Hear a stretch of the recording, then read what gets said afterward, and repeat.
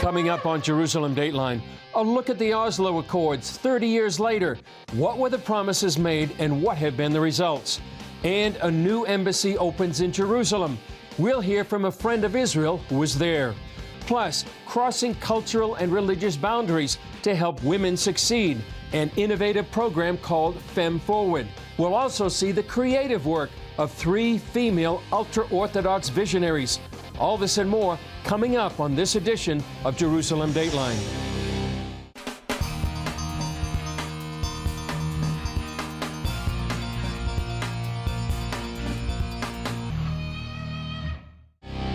Hello and welcome to Jerusalem Dateline. I'm Chris Mitchell. Thousands of Israelis took to the streets this week in support of Prime Minister Benjamin Netanyahu's plans to reform the country's judicial system. The protesters rallied outside of Israel's Supreme Court on Thursday. They believe an overhaul of the judicial system is needed to rein in the power of unelected judges who they say abuse their authority. I'm here because we had enough of one side only demonstrating, talking, expressing views which are completely not representing the major part of the Israeli society. And it's about time that that silent majority will also raise its voice. Meanwhile, Israelis who oppose the changes see the judicial reform efforts as a power grab by Netanyahu and say it will weaken the government's checks and balances. Next Tuesday, the Supreme Court is scheduled to hold a hearing on the legality of the first major judicial reform bill. Well, decades after a celebrated peace agreement, violence continues between Israel and the Palestine Liberation Organization. Today, a look at why some believe the Oslo Accords never had a chance at success. CBN News Middle East correspondent Julie Stahl brings us the story. In 1993, President Bill Clinton had great hopes for the Oslo Accords.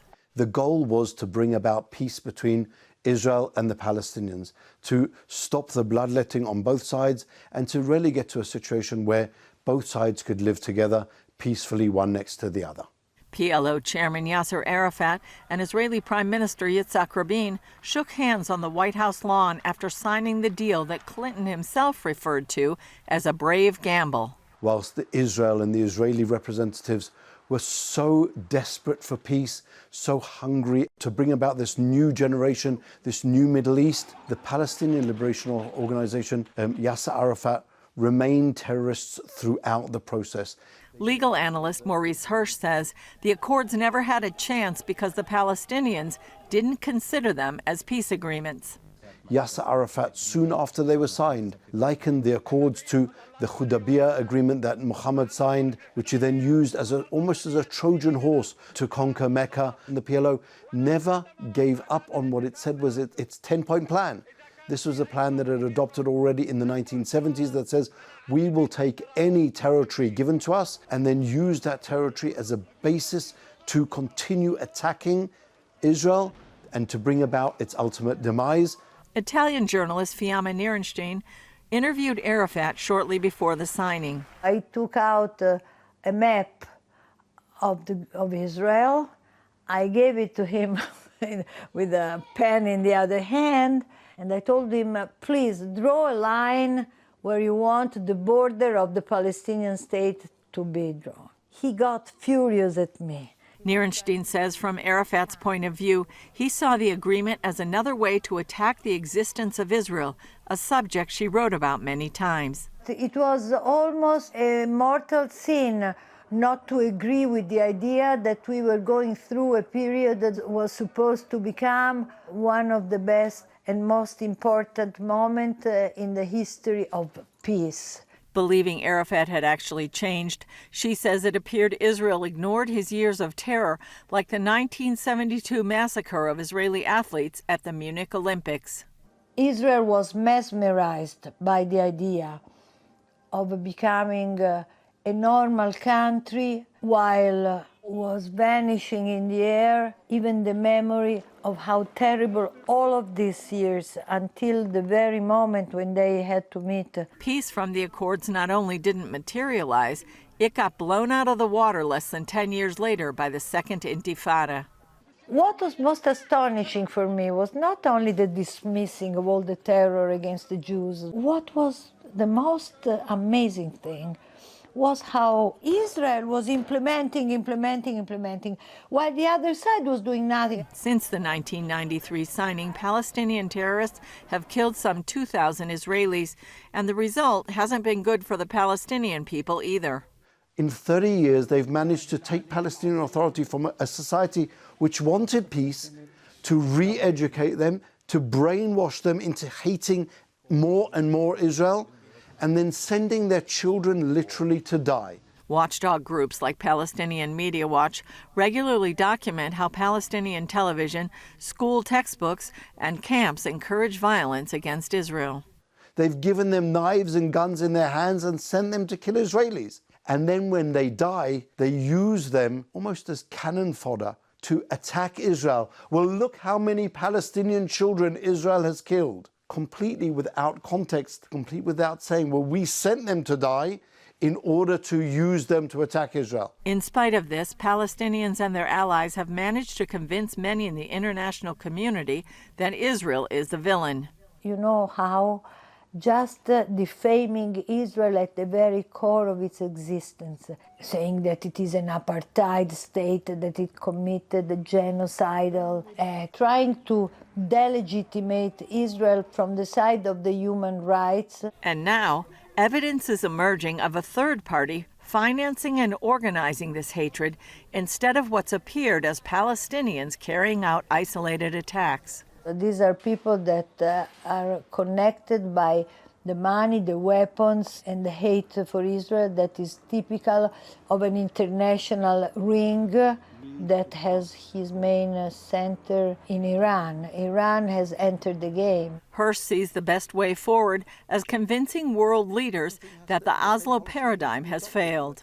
We have to see that peace, for example, between Israel and Saudi Arabia is first and foremost an interest of both countries. The Palestinians, Mahmoud Abbas, who has denied his people a democracy, has incentivized and rewarded terrorism, has rejected every single offer for peace that Israel has made. Nierenstein adds that while continuing U.S. support is positive, the Jewish state's only hope is to be strong in itself.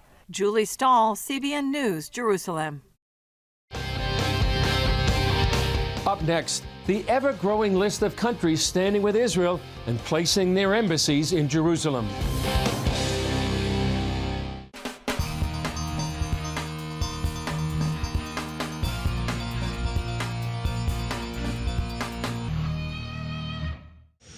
In recent years, as a show of support for Israel and its thousands of years of history, some countries have moved their embassies from Tel Aviv to Jerusalem.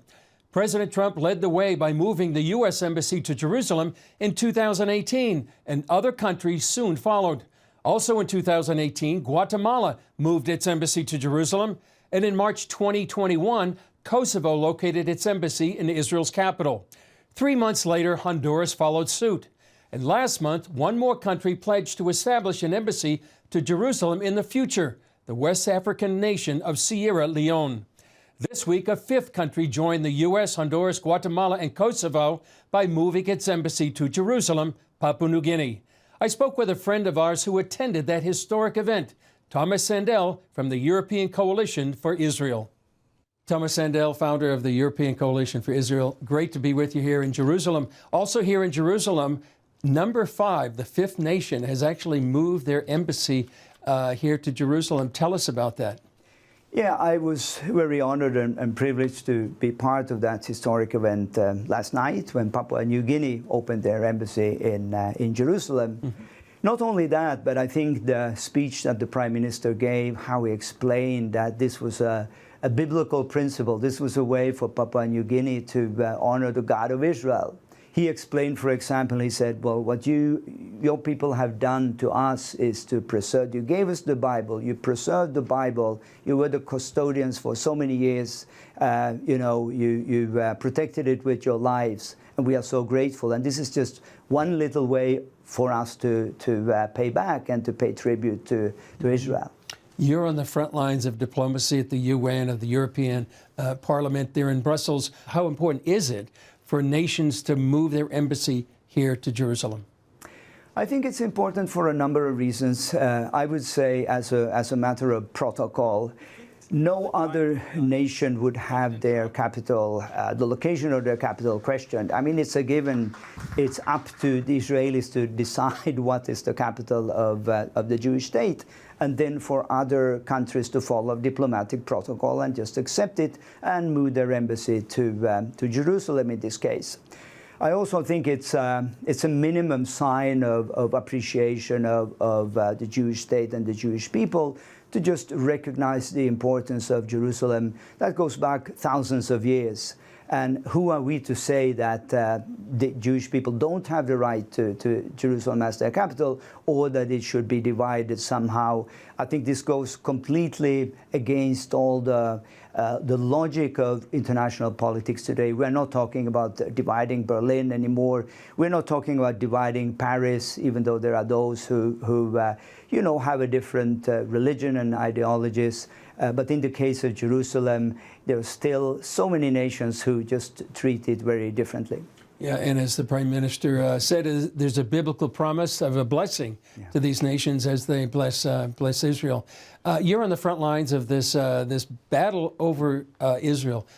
Tell us about what it's like to be there at the UN or the Human Rights Council or at the European Parliament as you advocate for Israel. I think the first thing that we acknowledge is a lack of knowledge.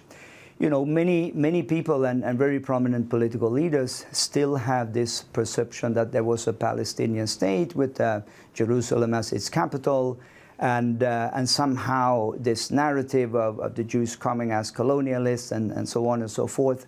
And it's only when you go back to the historical facts and you say, well, listen, this is actually what happened. Just to mention San Remo, the San Remo resolution as a legally binding document.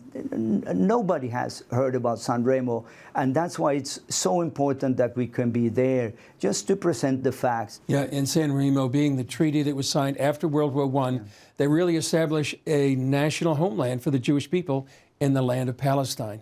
And that really is crucial for educating nations as well as the populace. And as you know, Chris, we have this quest to see the very place where this happened, Villa de Vashan in San Remo, somehow be restored to a heritage center for the Jewish people, a place where they could come and hear about it firsthand, have a reception. It could be a research library, exhibitions, and this is something that we are praying and hoping very much that could become a reality. Perhaps this year, as Israel marks its 75th anniversary. That would be a great thing, a great milestone for Israel, and help educate people the value of San Remo. Thomas Sandell, great to be with you again. Thank you.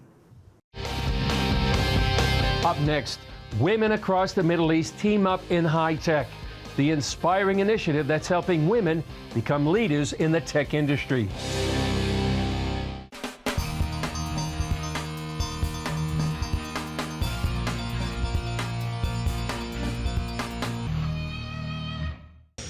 This month marks the third anniversary of the Abraham Accords, the agreements which normalize relations between Israel, Bahrain, and the United Arab Emirates. Morocco and Sudan also joined the accords in the months that followed. The U.S. brokered the deal under the leadership of President Donald Trump, and it's resulted in increased cooperation between member countries, the sharing of technology and resources, and a recognition of Israel's sovereignty. Ties were further strengthened this week as Israel's Foreign Ministry Eli Cohen visited Bahrain, his first trip to any of the member countries. Morocco's President Aynam Mayara was scheduled to speak before Israel's Knesset this week, which would have been another first. His visit was postponed, however, because of a medical emergency. A direct result of the Abraham Accords has been increased cooperation across borders between members of the tech community. One Israeli initiative strengthened ties between Israelis and Arabs as it helps women achieve their potential in a high-tech world. CBN Middle East correspondent Julie Stahl has that story. It's called ⎨Forward, a unique organization helping women climb the high-tech career ladder. And now it's making connections between Israeli and Arab women. We started off trying to solve a very simple problem, but complicated, in that women in the tech innovation ecosystem, in high-tech companies, women and men start at the same level, but somehow men advance and women stay in the lower management levels. So we wanted to close that gap. Jerusalem Deputy Mayor and 펨포워드 co-founder Fleur Hassan Nahum says the organization provides women in junior positions training and mentors to reach for the stars, and it's been successful for several years. Our friends at the American Embassy here in Jerusalem said to us, well, why don't you take this to the Middle East? And our first destination was Morocco, where we opened this amazing program with 12 Moroccan women, 12 Israeli women, both Jewish and Arab women from Israel. And so far, it's been incredible, an incredible experience. Wafa Bouchita from Morocco is a sales manager for an outsourcing company connected to Microsoft Canada. There is this program that I saw one day on Facebook, and it said that it helped women, other women, to help women into progressing in their professional careers. And it was like, this is the time for me. Bouchita credited the various courses offered and the value of her mentor. Recently, I got promoted again. It was out of the blue. My mentor helped me with the entire process. How to write my CV, how to go through the interview, how to negotiate for my salary, and how to put my skills forward so that I can differentiate myself from other candidates. Bouchita came to Jerusalem recently to complete her course and found the experience amazing. At first, I thought there's going to be a culture shock because we're so different, but we actually were able to pinpoint a lot of similarities in how we live and how beautiful the differences are, to get to know different people, their perspective, and I'm sure that I'm going to make friends who are going to last forever. Israeli Adi Shaz, an engineer at Samsung Israel, says she gained many tools. It was amazing and exciting to meet women that I never get to meet in another opportunity. We're so much similar to each other. It's weird because the things that are similar is a lot more than the difference between us. Ida Kandil started My Tindi, which exports handicrafts from Morocco to all over the world, including Israel. She especially joined bonding with the other women. I don't see people with nationalities. I see them as individuals. So to me, it was great to work with people. Everyone was so... I would say everyone was very passionate about this program, and everyone had goals. You felt good, to be around professionals and be able to talk about our careers, our development. During a gala at the Worldwide North African Jewish Heritage Center, Stephanie Hallett from the U.S. Embassy praised the program's spirit of cooperation and progress. It embodies the Abraham Accords themselves, whose purpose is based on a very simple premise: that diplomacy and communication can promote greater stability, prosperity, and hope. So let's commit tonight, as we are committed publicly to support peace, prosperity, and women's empowerment especially, embracing the values that unite us all. Co-founder Rachel Rosenzweig expressed her enthusiasm at being involved. For me, just looking around the room and seeing what are now, I hope, my sisters from Morocco and Israel, has been really, really special and actually mind-blowing to know that because of ⎨Forward, we're all together. Hassan Nahum sees helping women build confidence as the most important benefit and adds they've received requests from Africa and the U.S. to add to their work. And in the Middle East, they hope to do a program in Bahrain this fall. Julie Stahl, CBN News, Jerusalem. Still ahead, young Israelis are seeing the horrors of the Holocaust up close, thanks to the incredible technology of virtual reality.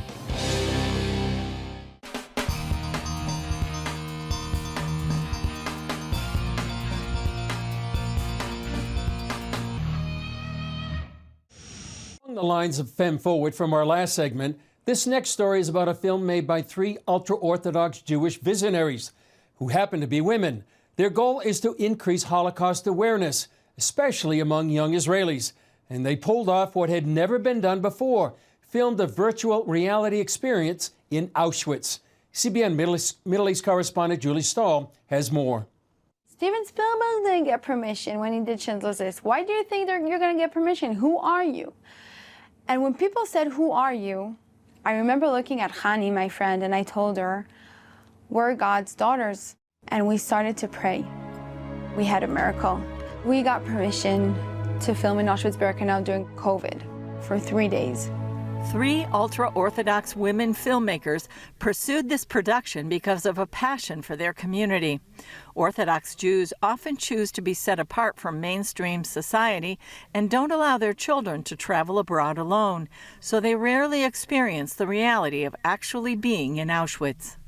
Most of the students in Israel go to Poland at the age of 17 or 18, but in the ultra-Orthodox community, it doesn't happen. We don't go.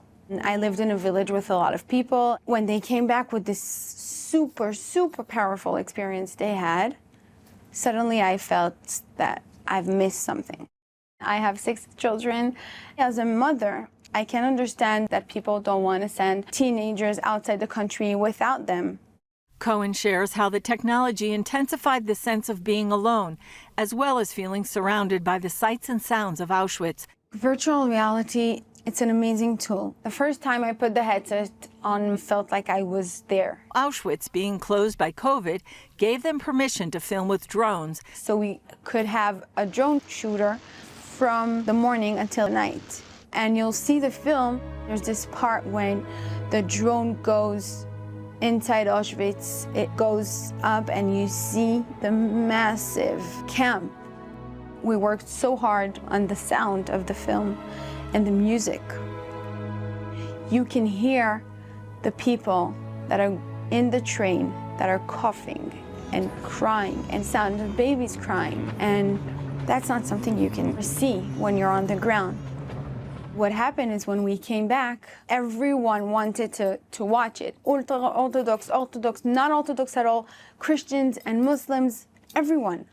While Cohen and her team made this film for their community, they hope it goes much wider. A first step toward that goal came in January when they released it in London. This is one of the greatest ideas about the next generation of educating for the Holocaust. More than 70,000 Israelis have experienced this VR phenomenon, and Cohen plans to release it in New York later this year. Julie Stahl, CBN News, Jerusalem. Powerful story.